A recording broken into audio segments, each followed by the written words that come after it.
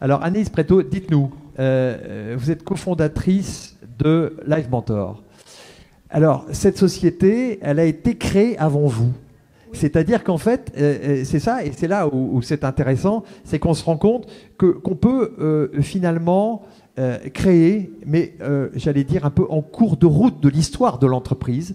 Et cette entreprise a été créée, les statuts avaient été déposés en 2012, ouais. Voilà, avec 4 associés. Et puis en 2017, Anaïs arrive. Voilà, elle arrive dans le projet, elle s'associe avec Alexandre qu'elle connaissait, voilà. Et puis, mais pour un nouveau projet qui correspond quelque part à un nouveau positionnement de l'entreprise. C'est bien ça. Alors, expliquez-nous un petit peu. Oui, alors nous, c'est vraiment une histoire pleine de rebondissements. D'ailleurs, oui. Pour la petite histoire, je m'étais déjà associée avec Alexandre juste avant, parce qu'on s'était associés quand on était à l'école ensemble en 2007, je crois. Ça s'était extrêmement mal passé. Je crois qu'on a fait 400 € de chiffre d'affaires et on n'a même pas touché le chiffre d'affaires puisque le 3e associé est parti avec la caisse. Parce qu'on avait oublié de faire un pacte d'associés. On ne savait pas tout ce que c'était. Donc au moins, on a appris de ça. Et ensuite, donc moi, ça m'avait un petit peu refroidi de l'aventure entrepreneuriale. Je me suis dit, on m'y reprendra pas. Je vais aller faire des choses un peu plus encadrées. Donc j'ai fait mes gammes plutôt dans des grands groupes et dans des startups vraiment plus établies. Mais Alexandre, lui, ça l'a pas du tout refroidi. Il a recréé une autre entreprise qui a craché aussi. Cette fois, 17 € de chiffre d'affaires, encore pire. Pas mal. Et jusqu'à donc s'associer avec 2 autres associés en 2012 pour créer Live Mentor, qui à l'époque était pas du tout ce qu'on fait aujourd'hui. C'était une place de marché de cours particuliers. Donc en 2012, la société se crée. On lève des fonds en 2016, en août 2016. Enfin, il lève des fonds parce que j'étais pas dans la structure à l'époque. Et les fonds arrivent en août 2016 et Alexandre et ses associés historiques se disent en fait, on ne croit plus du tout dans ce projet-là. On ne se reconnaît pas du tout dans la place de marché. Tout le monde parle de place de marché, mais on ne croit pas du tout dans le modèle économique. On veut pivoter vers un modèle intégré et pivoter vers un focus sur une seule verticale, celle des entrepreneurs, puisque la seule chose qu'on a appris dans notre parcours, c'est que s'il y a bien quelque chose qui est compliqué à faire en France, c'est pas tant d'apprendre les maths, mais c'est vraiment d'entreprendre, puisque nous-mêmes, on avait eu beaucoup de problèmes, comme vous pouvez le voir. Oui, parce que c'est un peu une mise en abîme, hein, quelque part. Oui, c'est-à-dire qu'en fait, complètement une mise en abîme. Voilà, vous êtes en train de parler de votre... On a expérimenté notre produit avant, voilà. En entreprenant de différentes façons. Donc en 2016, on lève des fonds, donc on pivote un mois après, ce qui est quelque chose que je déconseille à toute personne qui va lever des fonds un jour. Évitez de pitcher un projet pour obtenir des fonds d'un investisseur pour ensuite changer complètement de modèle un mois après. En général, ça leur fait un petit peu peur. Donc ça a démarré de façon assez chaotique. Heureusement, on a eu la chance d'avoir un fonds de vrais entrepreneurs et pas seulement d'investisseurs, donc ils nous ont fait confiance. Ils étaient un petit peu fous, je crois. Et effectivement, donc en 2017, moi j'arrive pour me réassocier au projet.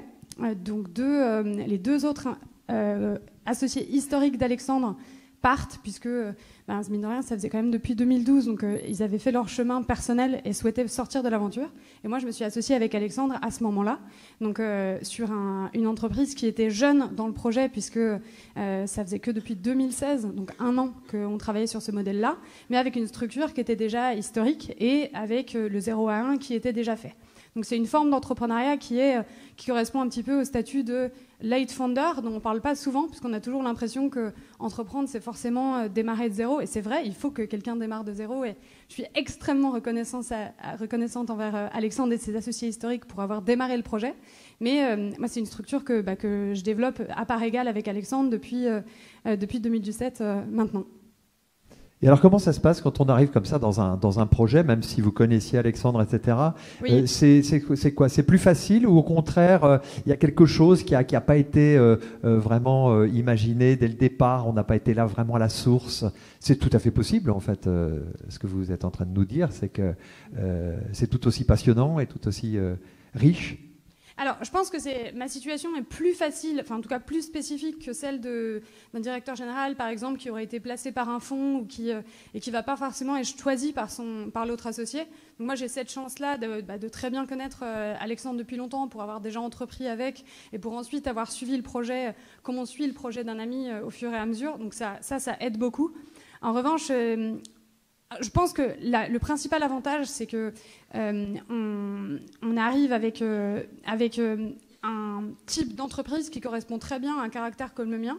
Et moi, je pense que tous les entrepreneurs ne sont pas forcément extrêmement bons pour le 0 à 1.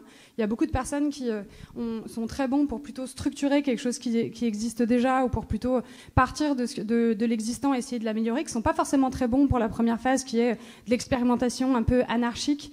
Et en ce sens-là, je pense que c'est bon de connaître le fait qu'on peut entrer dans les boîtes à ce moment-là pour le faire et qu'on n'est pas forcément obligé de rentrer dans le moule du 0 à 1. Ça, c'est vraiment l'avantage.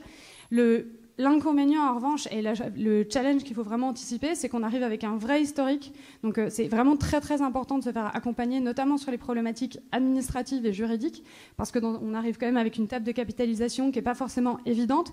Donc, comment est-ce qu'on fait en sorte de négocier avec les personnes qui vont sortir? Parce qu'en général, il y a des discussions assez intéressantes où certains perçoivent le fait de rester qu'on reste comme une énorme chance quand en soi, on peut le percevoir comme quand même plutôt quelque chose de risqué. Donc c'est important de trouver le bon équilibre pour que personne ne se sente lésé, parce que nous, on va devoir vivre avec la boîte, vivre avec la table de capitalisation.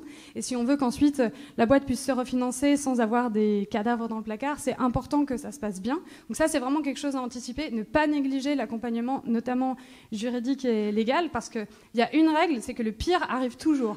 Donc si à un moment donné, l'un de vos avocats vous dit attention, parce que si cette personne-là reste dans la cap table, ou attention, si vous négociez de cette façon-là, voilà ce qui peut arriver, dites-vous que ça va forcément arriver. Donc c'est très important cette chose-là. Et ensuite, c'est important aussi parce qu'il y a l'historique, et même si on connaît très bien la personne, et ça je pense que ça s'applique à n'importe quel type d'entreprise en vérité, c'est très important, je trouve, de se faire accompagner. Nous, on s'est fait coacher par un coach, tout simplement, pour vraiment essayer de poser sur une feuille nos façons de travailler, ce qui nous énervait chez l'autre. On s'est enfermé pendant 3 jours dans une forêt sans Wi-Fi pour vraiment fixer les règles de la collaboration. Et c'est, je pense, quelque chose qui est d'autant plus important lorsqu'on s'associe avec quelqu'un qui a déjà eu des associés historiques, parce qu'il y a forcément des choses qui se sont mal passées avec les associés historiques, et c'est important de ne pas se dire « moi je suis le sauveur, je suis le héros, ça va forcément mieux se passer ». Non, il faut vraiment mettre les choses à plat. Et maintenant, on a les deux, nos modes d'emploi. Donc voilà comment je travaille moi, voilà comment tu travailles toi. Et voilà ce que je déteste chez toi, ce que j'apprécie dans le travail chez toi. Et ça nous a vraiment aidés. Et je pense que c'était important de faire un peu un reset, parce que dans tout rebond de ce type-là, il y a un historique, il y a des émotions, ça reste quand même des personnes qui sortent du projet, même si c'est d'un commun accord. Donc c'est important de prendre le temps pour repartir sur des basses scènes, encore plus que dans un autre projet, je trouve. Merci beaucoup. Applaudissements, s'il vous plaît, pour cette belle histoire pleine d'énergie. On voit qu'il y a du débit, hein? Oui, il faut. Il y a de l'énergie. Il faut. Il y a de l'énergie.